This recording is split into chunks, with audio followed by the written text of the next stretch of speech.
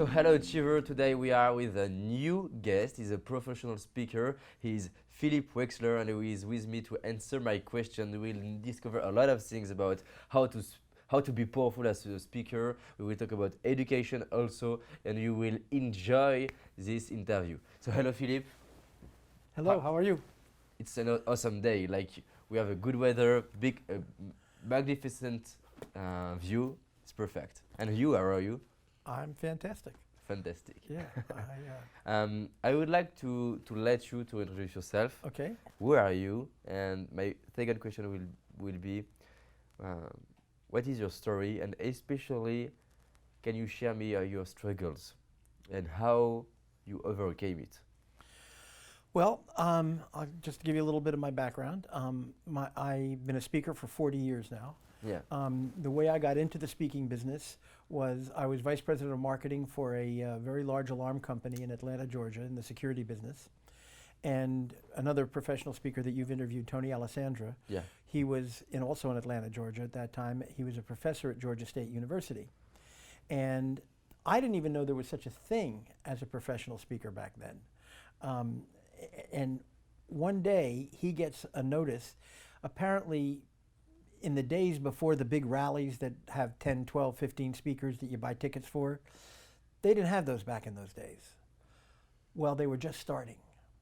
And one day some guy hired 6 or 8 speakers to talk on sales at a rally, and then he sold tickets for it in Atlanta. He gave Tony a handful of tickets. I'm going to say not a handful, more than that, probably 50 tickets, I don't remember the exact number, to bring students to this rally, because he taught personal selling in the marketing department at the Georgia State University. So he called me up because we were friends, and he said, Phil, he said, I'm going to go see these speakers. Would you like to go? I said, sure. Because one of my responsibilities was sales training as the vice president of marketing of this company. We go, and we're sitting there, and they had a great lineup. Donnie Hudson, who's a top speaker, Zig Ziglar, who I'm sure you've heard that name. You know, all these, Tom Norman, fantastic names. And I'm sitting there, and all of a sudden I look at Tony, and I go, and he said, what? I said, Tony, I'm primarily, about 70% of my job is doing what they're doing right now. And they're getting paid a lot more to do it than I'm getting paid to do it. I want to be a professional speaker. And I quit my job the next day. I stayed for 3 months because I didn't want to be unfair to my boss, you know, because I had taken the job. But I said, I'll stay until you can replace me, and I'll help you train and, you know, indoctrinate him into the company. But literally told my boss the next day that I was quitting. And Tony did the same thing. You are quick. I knew that's what I wanted to do. As I've told you before, I had an entertainment background, so I'd been on stage all my life at that point. And I've been a speaker ever since. And frankly, if they wouldn't pay me, I'd do it for free. I love it. It's my passion. Yeah, it's amazing because a lot of people are wondering, how can I find my way? And you find your way in seeing people do what you could love to do. That's exactly what it was. I was watching them and saying, why am I not doing that? And Tony was a professor. He had to be a professor for a couple more years because he was under contract. Yeah. And but he was doing speaking part-time, and we wrote our first book together, Non-Manipulative Selling. And that launched our careers as salespeople, as sales speakers. It's great. I love that. And here it is, basically 40 years later, and it's all we've done for 40 years. Yeah. So I have a lot of questions for you about speaking. Like you know, I am a professional speaker in France. Mm-hmm. One of my goals is to do speeches and conferences in the United States. It's in 6 months. I have 6 months to improve my English and do that. I will do that. And what advice can you share to me and the people who are following us to become a very impactful speaker? Well, I think there's 2 answers to that question. One is from a business standpoint, and the other is from a content standpoint. From a business standpoint, becoming a professional speaker today is much different than it was when I became a professional speaker. The industry has changed dramatically. Yeah. Obviously, the internet is a major factor in that. The economy's been a major factor of it in the past several years. So that's one part of it. But as far as how to be an impactful speaker, meaning on stage, there's a lot of wonderful things you can do. Number one is you need to be an expert at something. You can be the greatest speaker in the world, but if you don't have anything to say, nobody's going to learn anything. And eventually the word's going to spread and people are going to know you don't know anything. Yeah. Number two, you can be the biggest expert in the world, but if you're not a great speaker, nobody's going to listen to you. So it's a combination of content and style. And then there's a third aspect to it that I think is very important. It's one of the things I've become known for in the industry. I'm very well known for my style because I'm very theatrical because I've been on stage all my life. And I do things no other speaker does. I'll tell you one of them in a minute. Yeah, I would love to know. Yeah. But in terms of the third aspect to it, so you imagine a triangle. Content, style, and then on the bottom of the triangle is customization. So every speech I give, I truly customize the presentation to the audience. Now, a lot of speakers say they do that, but what they mean by customization is they use the client's name 6 times during the speech. I customize the speech. The more you customize your material to the audience that you're presenting to, the more meaningful it will be to them, the more emotional contact you'll make with them, the more content contact you will make with them. So I have a questionnaire my clients fill out. I interview them on the phone. I interview their employees if they want me to. I interview some of their customers if they'll let me, so that I can talk about any one concept that I teach directly related to them. So if I have good content and I'm a good presenter and I customize, that's what makes a perfect speaker. So from a style standpoint, that's what I would teach somebody if I were I do a seminar called The Power of the Platform, and that's one of the main things I teach. It's a combination of all three. Just being good content, no. Just having great style, no. You have to have both, and then customize it to the presentation, to the audience. Great. Go ahead. No. Yeah. Let's focus on the speech, on the style. What are the main things, the most important things you learn to be powerful on stage with the style? Well, I would teach the same thing to a speaker as I do a little training program for teachers in schools on how to be better teachers from a presentation standpoint. And one of the things that I tell them is you always have to remember that the kids sitting in your class, last night they were watching a video that had $20 million worth of special effects. That's what you're competing against. So in a speaker content, my competition isn't other speakers. My competition is Hollywood. So I have to be able to do things on stage that can create the same kind of emotion, that Hollywood creates, whether it's emotion or interest or whatever. But I have to do things on stage. You bring on TV? Well, obviously, PowerPoint presentations have something to do with that. You know, having good PowerPoint presentations is good. Having videos, having all those kinds of things, special effects, those all have an effect. But as a speaker, and I'll give you a wonderful example. There's a guy named Bill Gove who passed away a few years ago. I'm sorry, wrong person. There's a guy by the name of Alan Simberg, who was a wonderful, wonderful speaker, an icon of the industry, who passed away, I'm going to say, surely in his late 80s, maybe even in his 90s, a number of years ago. And he was a speaker right up until he died. He was giving speeches. Wow.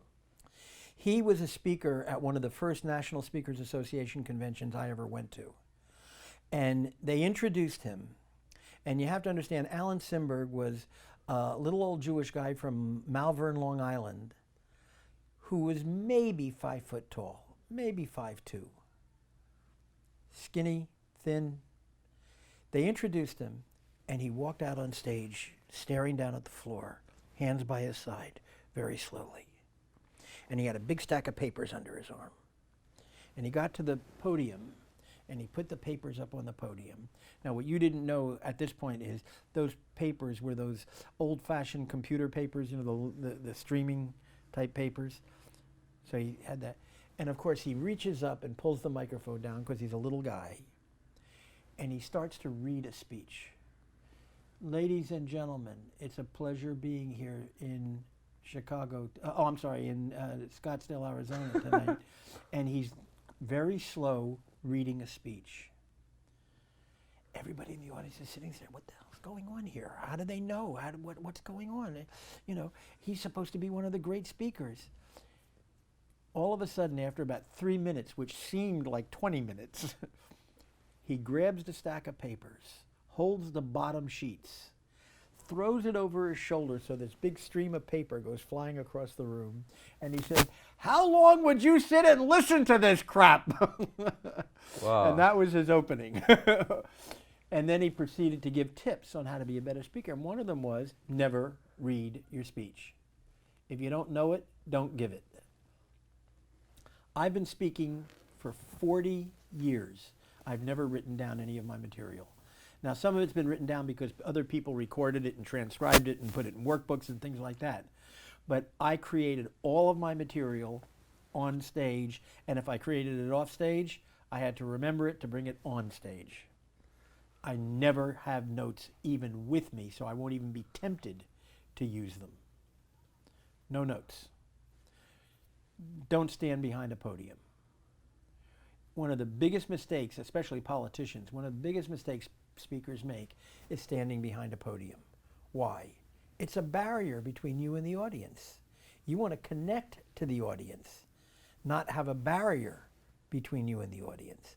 So when I speak, I always tell them in advance, I need a portable microphone because I'm not going to stand behind a podium, and you need to give me means, if there isn't an automatic, if it's up on a stage, you need to give me stairs. I walk down into the audience, I interact with people in the audience, I touch people in the audience. I'm all over the place. And that's a major factor. So no notes, no podium. You're a performer, and you have to keep that in the back of your mind. Now, from that point on, in the speech, for 90% of the speakers, I would give this advice. There are some exceptions, and I'll give you an example of one in a minute. For 90% of the speakers, I would tell them, what you need to do is have anecdotes, metaphors, allegories, stories to prove your points. So when you make a point, you need to have a major story to tell about it that reinforces that point. How long is the story? Oh, just brief, 3 minutes, 2 minutes, depending on the point. Sometimes it's more, sometimes it's less. But you need to have allegories, metaphors, and stories to prove your points. But most important, you begin every speech within the first 3 minutes with either something funny or highly dramatic. If you watch the great speakers in history, I'm going to use politicians as an example, and my two favorite examples are Bill Clinton and Ronald Reagan, because then it's not political, because they were opposite sides of the aisle. They both, when they gave a speech, it didn't matter how serious the speech was, they always said something funny at the beginning. And here's what it did. If you watched a video of Ronald Reagan giving a speech, when they introduce him and he comes out on the stage, if you could watch a video of the audience, how are the people in the audience sitting? Right? He says something funny, what happens?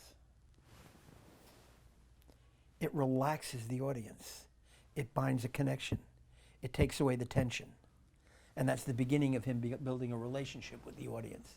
So I always tell people, start with something either very funny or very theatrical or something that's going to relax the audience. Break the tension is the official phrase. And do you say the same thing each time? Oh no, I have lots of stories, lots of ways to do it. For example, do you have something to... Well, I'll give you, my favorite example is something that I do that's probably the most theatrical thing any speaker does.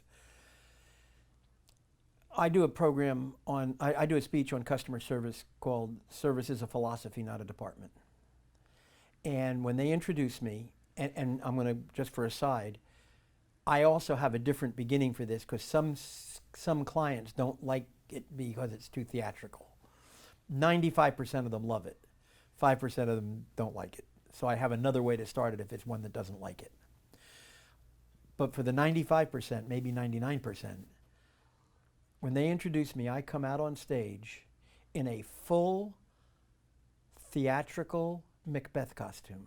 I actually rent it from the San Francisco Conservatory of Art, where they do Macbeth, and I rent the Macbeth costume from them. I come out on stage, I walk slowly across the stage very seriously. When I get towards the center of the stage, I deliver the Dagger Soliloquy from Macbeth. I don't know if you're familiar with that. Is this a dagger I see before me, its handle towards my eyes? Come, let me clutch thee. I have thee not yet, I see thee still. And I do about a third of the Dagger Soliloquy. It's considered, the Dagger Soliloquy from Macbeth is considered to be one of, if not the, surely one of the greatest soliloquies in theater history. When I stop doing it, I look at the audience and I say, how many of you can remember the first time you heard the Dagger Soliloquy from Macbeth? Virtually nobody raises their hand. I tell them what it is. I describe it to them. And I say to them, you probably learned that. You probably heard it for the first time when you were a senior, or maybe a junior in high school, maybe even a sophomore in high school. And your teacher, your English teacher, did what they call in theater a flat read. And I go like this. Is this a dagger I see before me? Its handle towards mine eyes. Come, let me clutch thee. I have thee not yet. I see thee still. Art thou but a... I said, now, how many of you that answered no, you didn't remember, think you would have remembered if your high school English teacher were dressed the way I just am and delivered it the way I just delivered it? And everybody raises their hand. And I take the costume off and I have a suit and tie underneath it, and then I deliver the rest of my speech. But that's... And the message is about customers. You have to... What is your... Okay, here's the message that attaches to that. Yeah. What I say to them is, what we're going to talk about today is how do we, you and I, make your experience, your company's experience with the customer memorable. So unique. Yeah. And so again, there has to be a connection between whatever that story you tell or whatever that thing you do. You don't just tell a joke. It has to be connected to the material. If they wanted to hire a comedian, they would hire a comedian. So if you're going to open with a funny story, it has to be a funny story connected to the material. And in this case, a theatrical story, a little bit humorous, connected to the material. And it has a tremendous impact on people. And I have stories. There's one little routine I do on, it's called the lobster bisque story. I'm not going to bore you with telling you the whole story, but literally, I've been doing that story probably for 25 years. I'll be walking down a street in a city that I've never been to before, and somebody will come up to me and go, "You're the lobster bisque guy." I was riding up an elevator in Honolulu, Hawaii, in the business area of Honolulu, riding up an elevator, and this woman's staring at me.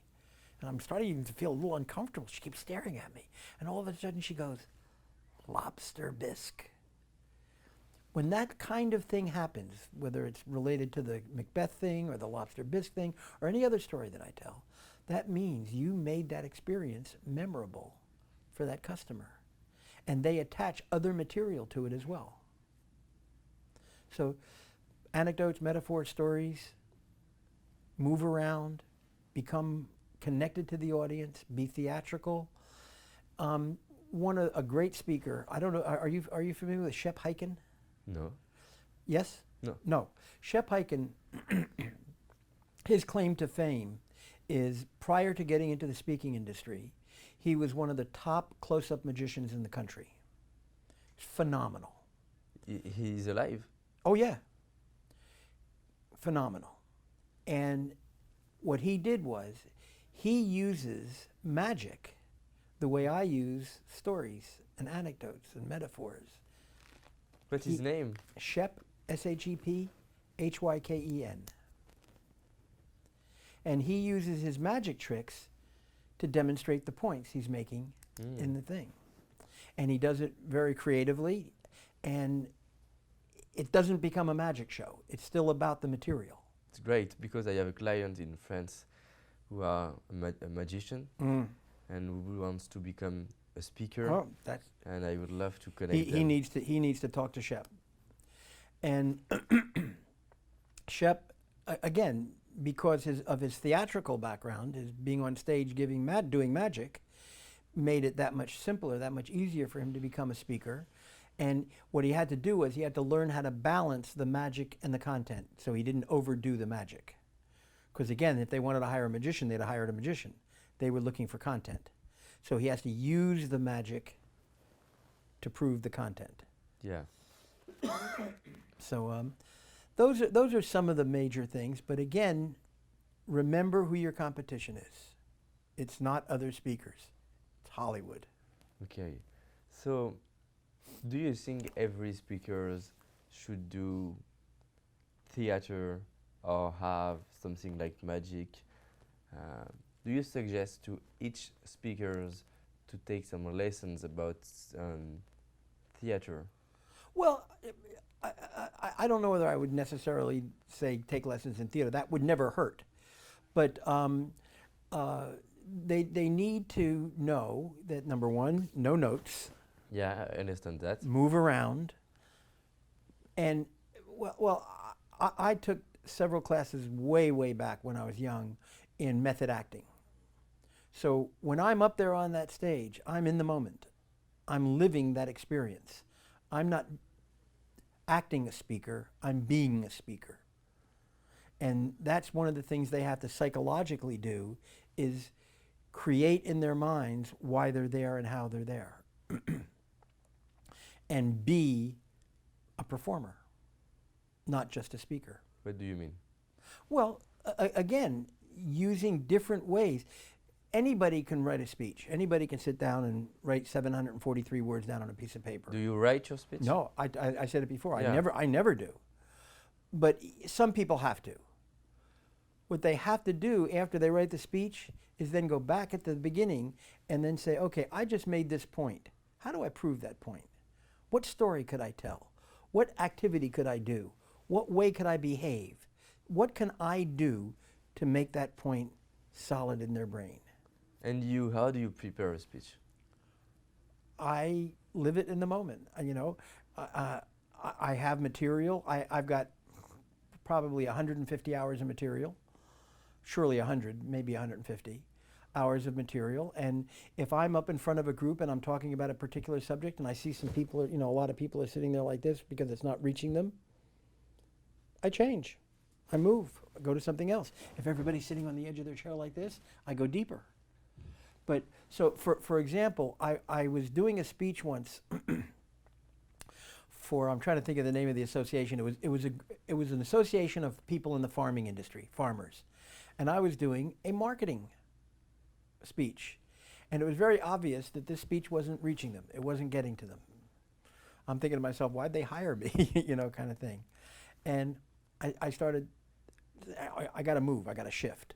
So I got up there and I walked over to one of the guys and I said to him, I said, what makes your farm successful? And he kind of looked up at me and he said, we grow the best whatever it was that he grew in the state. I said, no, that's not what makes it successful. What makes it successful is somebody sold it to somebody else. And that person sold it to somebody else. And maybe 3 or 4 levels of that. You can have the greatest product in the world, but if it doesn't have good sales and marketing behind it, it's going to fail. You can have a mediocre product, but if you have great sales and marketing, it's going to succeed. That sentence, that interaction between myself and that person became a major part of my next speech. Yeah. So I create as I need it, and then it becomes part of what I do. I was walking through a bookstore once on my way to a speech, and there was a book titled The Marketing Imagination on the shelf by a man named Ted Levitt, who's one of the senior marketing fellows at Harvard University, one of the greatest business writers in America. Up until that point, I'd only spoke on sales primarily. He asked a question in that book: what is the function of every business in America? And I immediately thought to myself, make money, which is how almost everybody who hears that question answers it. Provide a service? Well, you're close. He said, no, that's not the answer. Making money is not the function of a business. Making money is the goal of the business. And when you confuse the goal and the function, you limit success or fail. He said, And so problem? success, the function of a business is to get and keep customers. He said it, acquire and maintain customers. Reading that one paragraph changed my whole career. I started talking on customer service and market differentiation because it showed me that sales was very important, but so was customer service. So now I speak on both, not just customer. But literally, flying home that day, I started creating material on customer service in my head. Now, I have a bad habit. I talk to myself. I rehearse my material out loud. Yeah. I have another question about speaking. According to you, what are the differences between the top speakers and the others? Well, again, it always comes down to, if you look at the top speakers, they're very theatrical. Not necessarily over-theatrical, but very theatrical. You mentioned Tony Robbins earlier. Tony is a performer. Yeah. Literally. Yeah. He's a performer. He's not a lot a of speaker. stories. Oh, exactly. And I could go on and on, one after another. Tony Alessandri, he's a performer. Now, I remember when Tony first started speaking, he was a speaker. But it didn't take him long to figure out that to be really successful in what we do, he had to be a performer. And he became a performer. And I could just go on and, Shep Hyken, he's a performer. And if you look at all the top speakers, they all understood that. There may be a few exceptions to the rule, but basically the vast, vast majority of your top speakers all understand that they're performers. And they have to compete against Hollywood. Because otherwise people are going to sit there in the audience going like this. And in a speech, in a 1 hour speech, how many points can you give, according to you? Oh, that's a difficult question to answer. I'd have to give an accurate answer, I'd have to sit down and think about that for a while. Yeah. I'm going to guess probably 15 to 20. 15 to 20 points? Maybe 15 to 20, but 15 probably. Because that gives you 4 minutes per point in an hour. Okay, so... By the way, I don't like 1 hour speeches. I give them.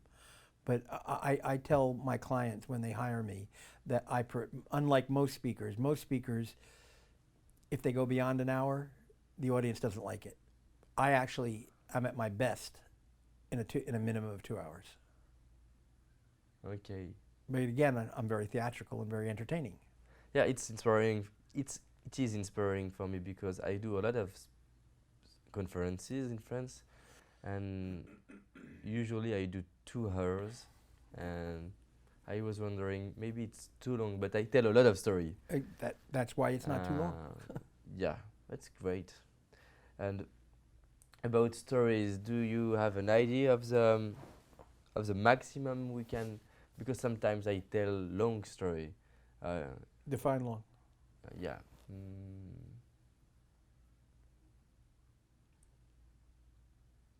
Maybe 15 minutes. Too long.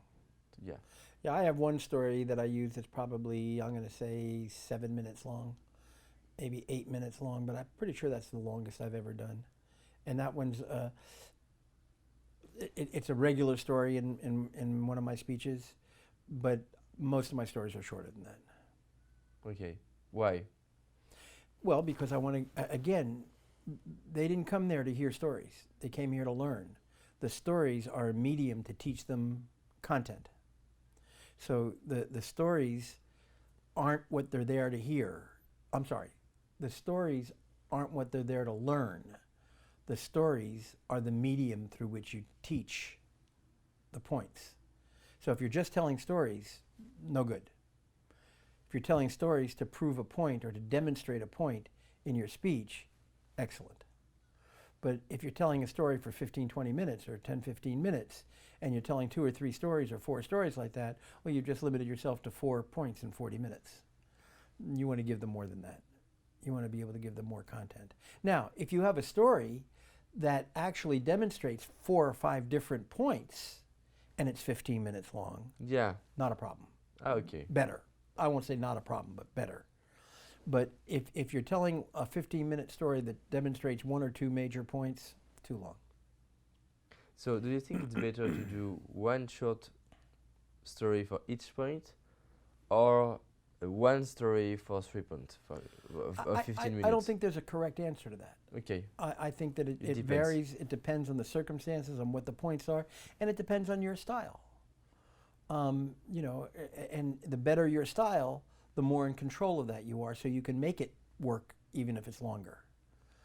But I think if you're a speaker who's just now starting out, being more of a performer, Yeah. you don't want to do too long stories. Okay. Okay. Because I was wondering if we can do a kind of suspense in less of the time that I did with the one-off story, especially.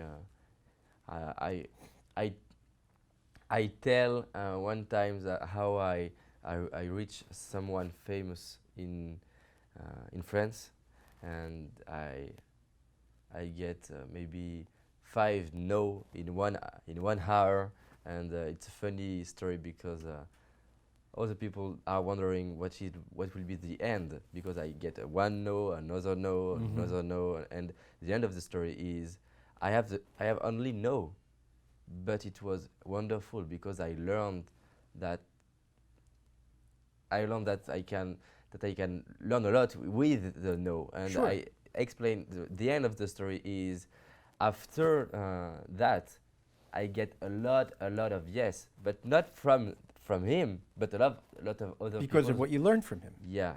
Well, you know, it's interesting that you say that, because one of the things I always point out to people is a scientist understands that he learns as much when he doesn't prove his hypothesis as when he does prove his hypothesis. It doesn't matter whether he proves it or not. He learns, he moves science forward when he proves something right and when he proves something wrong. When he proves something wrong, he's moved it forward. When he proves something right, he's moved it forward. But it doesn't matter whether he proved it right or not, because we learn from both the positives and the negatives. And people have to understand that. You know, are you familiar with the phrase, the dialectic? No. It's basically thesis, antithesis, synthesis. So basically it's an idea, a counter idea, and the combination of those two interacting I understand with in each other. French, yeah. Yeah, and the whole idea of arguments and debates and things like that. I mean, I love debating and I love debates, and I was a speaker 3 years ago at one of the major debating organizations for college students and high school students, and I love that because it doesn't matter whether you're right or not. What matters is, what did you learn? So in debating, in formal debating, you sometimes don't know which side of the debate you're going to be on until the debate starts. You know what the topic's going to be, but you don't know whether you're going to be on the pro side or the negative side, because it's about style. It's about it's not about winning or losing. It's not about being right or being wrong.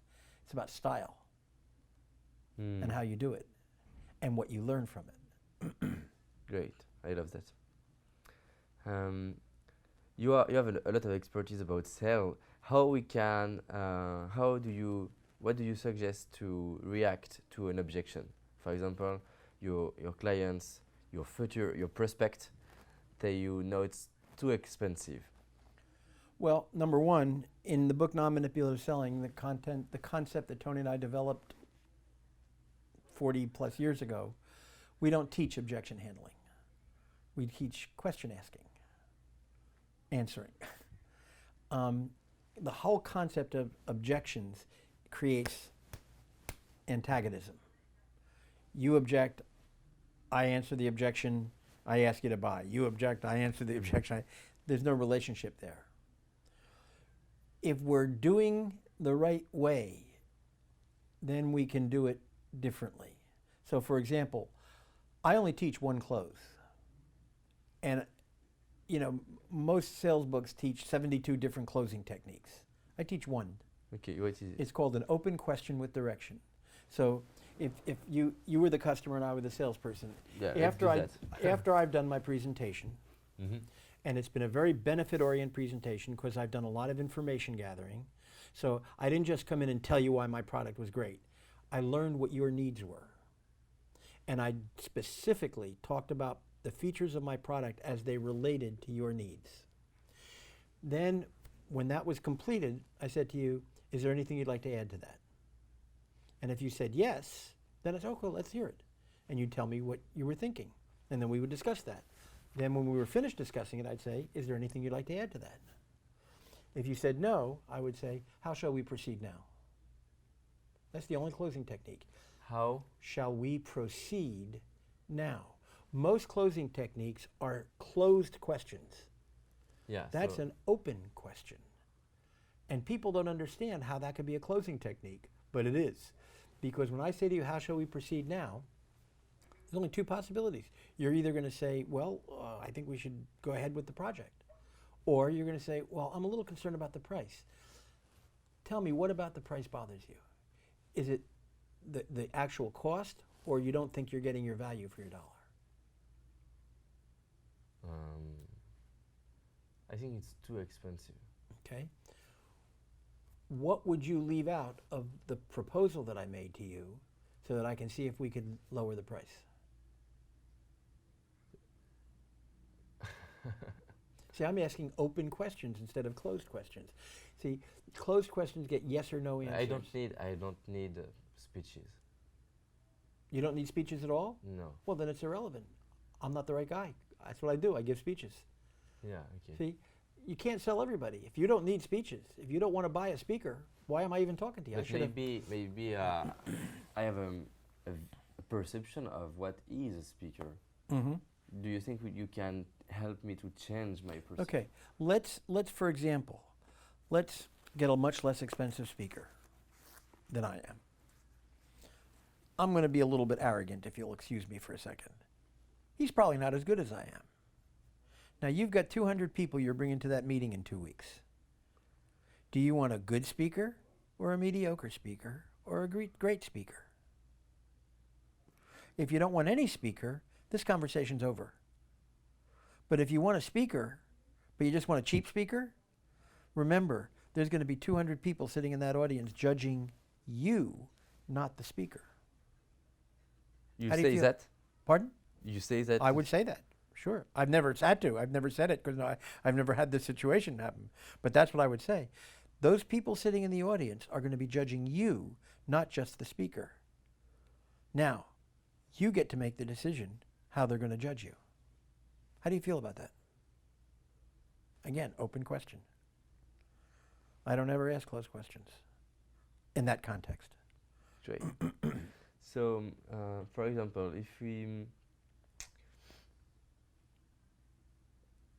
what could you advise to me? For example, if I want to not only organize a speech like I do in France, but do a business speech in a company. It's not the same. In France, I do especially speeches for particulars. Yeah. And imagine that I would like to do a speech for a company. Okay. About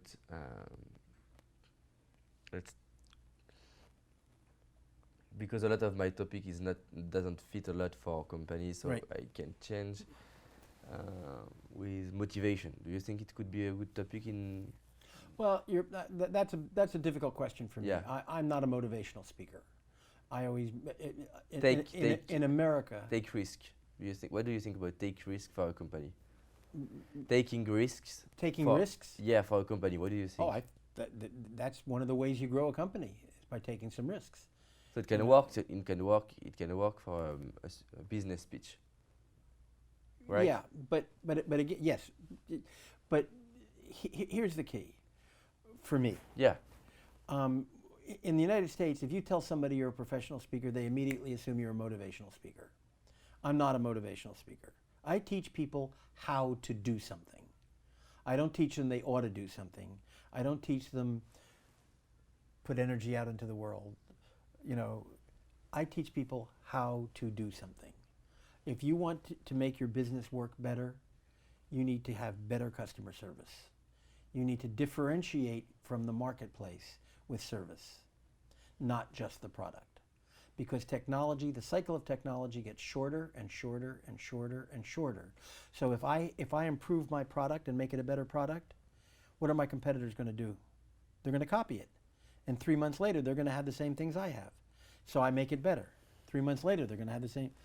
So just technology alone and just product uniqueness alone is never going to long-term be a solution for market differentiation. People make the difference. Build relationships with your customers. That's what I teach people, how to do that. And what do you think about peak performance for a company?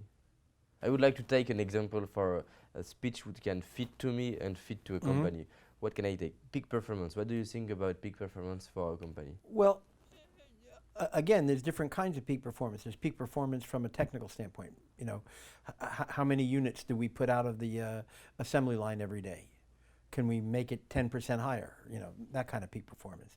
But peak performance from an employee standpoint, that's management technique, management style. Tony Alessandra and I was a contributing author, not a co-author, wrote a book called The Art of Managing People. And one of the keys to that is the way you manage people. And my philosophy of management is very different than traditional management. So for example, and I always tell my audiences when I'm speaking on this subject, I always say to them, how many of you have children? And 80% of them raise their hand. I said, everything I'm about to say applies to you and your kids, just like it applies to you and your employees. If you asked 90% of the people walking down the street, what's your parenting philosophy? The only answer you're ever going to get is spare the rod, spoil the child.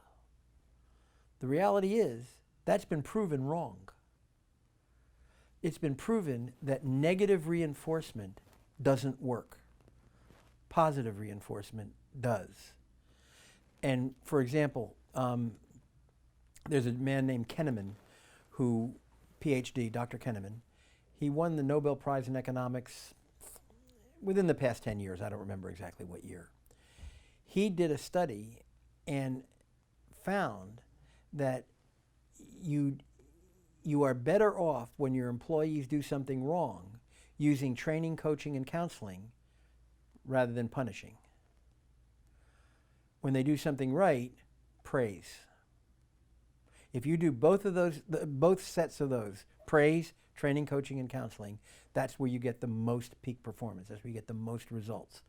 When you criticize now, immediately when he first started talking about that, somebody raises their hand and says, Dr. Kahneman, this training program has been fantastic on how to be a better instructor, but I disagree with that. He said, why? He said, well, if I have a pilot whose average performance is here, and I watch him do a particular type of maneuver, and it's down here, if I tear him up one side and down the other, I guarantee you it's going to get better the next time. If average performance is here, and this time it's here, and I praise him, I'll bet you any amount of money it's going to go down, not up. And he looked at the group and he said, do you all agree with that?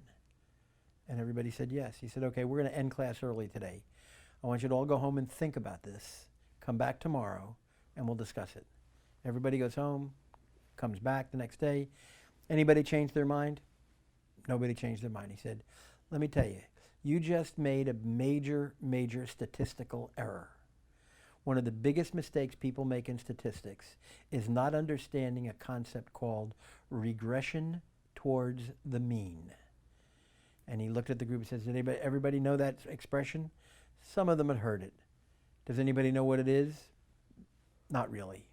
Basically what it says is, in nature, in everything, if this is the average and you get an exceptional performance, no matter what you do, it's going to go back towards the mean. If you get terrible performance, no matter what you do, the next time it's going to come back towards the mean. So you don't compare this event to this event. You compare both events to the mean. And what they found was, if you do praise, it doesn't go, it goes far, it doesn't go farther down towards the mean. So instead of, if you didn't do anything, it went down to here. If you did praise, it only went down to here. On the negative side, if you criticize, it goes to here. If you train, coach, and counsel, it goes to here. And he described to them all the research and how that was done, and proved to them that that, in fact, is the more effective way to manage, and it, in fact, is a more effective way to parent your children. Mm. And I have 2 daughters who are fully grown now, but my parenting philosophy was built entirely around that concept. And everybody used to say, oh, those kids are going to turn out terrible. You got to punish them when they do something. I said, nope. Those people have all come back and apologized to me because my daughters are perfect. Their behavior is incredible. If you talk to their teachers when they were in high school and grade school, talk to their teachers in college, talk to their friends, parents, everybody will tell you the kids are incredible. They were never punished once. And that applies to management just like it applies to parenting. So you focus only on the things, on the great things, right? No. When it's not working, when they're doing it wrong, training, coaching, when someone does something wrong, if you work for me and you're not doing something the way I told you to do it, there's 3 reasons why you're not doing it. Number 1, you don't know how. Now, if you're not doing it the right way because you don't know how to do it the right way, excuse me, what is my punishing you going to do? You don't know how, you don't know how. What's the only thing that's going to correct that? Teaching you how. That's the training aspect of management. The second reason, all right, you know how. But you're not motivated. Whose job is it to motivate you? Mine. That's the coaching aspect of managing. Training, coaching. If you look at sports teams, what's the primary function of the coach of a sports team? Motivation. Exactly. So one of the functions of a manager is training. One of the functions of a manager is coaching. And then last, all right, you know how and you're motivated, but you're still just not doing it. Maybe you've got a personal problem. Maybe you've got a drinking problem. Maybe you've got a drug problem. Maybe you and your wife aren't getting along together. Maybe you're having some emotional or personality problems with another employee. Maybe you're having personality problems with your manager. Maybe you're having personality problems with me. My function in that context is to be a counselor to you. They've proven that, for example, that if a company is willing to invest in a quality employee, an employee who knows how to do it and does it well, but is having emotional problems, they've proven, for example, if it's a drinking problem, they're better off investing money in getting him into counseling with a professional. It will cost them less to get him functional again than it will to replace him because of the cost of turnover. So the whole counseling concept, if it's a problem you're having with another employee, I'll counsel with you.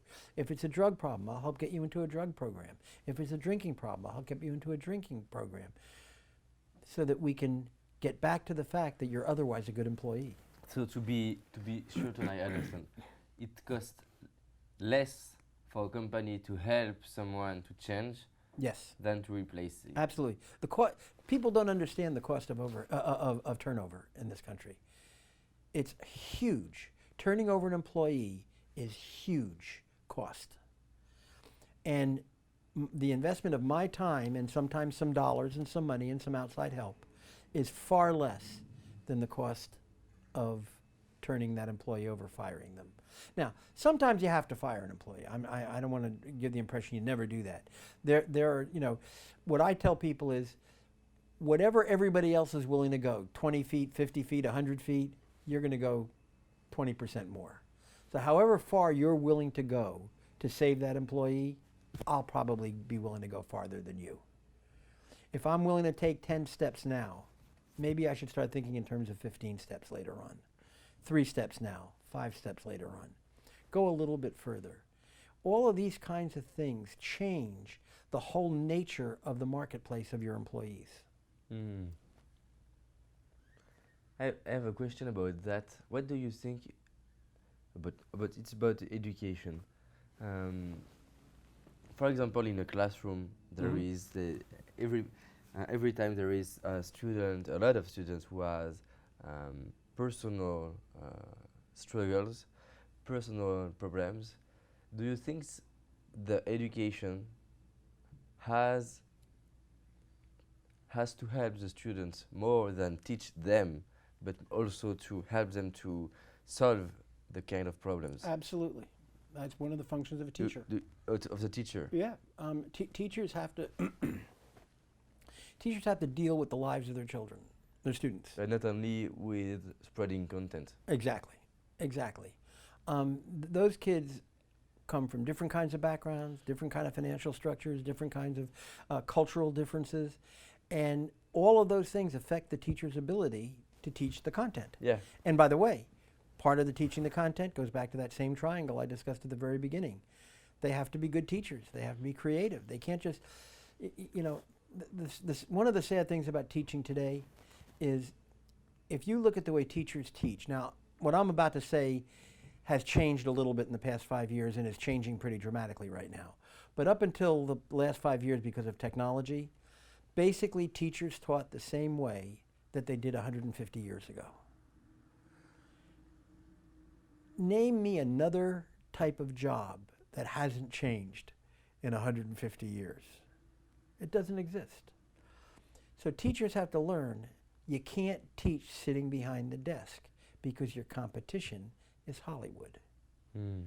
You need to get out from behind the desk. You need to engage the students. You need to be theatrical. You need to be creative. And you can't just be rote in your teaching. You know, when I was a kid, 14, 15 years old, tell you, I actually told this story when I was home for my 45th year class reunion from graduating high school 2 years ago. They asked me to do a music set because I was very known for my music back in those days. So I came out with my guitar, going to sing. I looked at the group and I said, I'm sure everybody remembers me. I was the short, skinny Jewish kid with a big nose and kinky hair who didn't play any sports but loved to go out with the best girls in school. Most people don't realize the power of being tall. How tall are you? I don't know how to translate to Okay. Well, in pound. I know in meters. So well, all right. The bottom line is, if you're 6 feet tall or taller, you have a tremendous advantage in this world. You cannot believe the percentage of presidents that have been over 6 feet tall compared to the percentage of the population that's over 6 feet tall. You cannot believe the percentage of CEOs of major corporations that are over 6 feet tall compared to the population, et cetera, et cetera, et cetera. Even in dating, guys who are 6 feet tall have a tremendous advantage over guys who are short. why? Nobody knows. But we know it exists. So what do?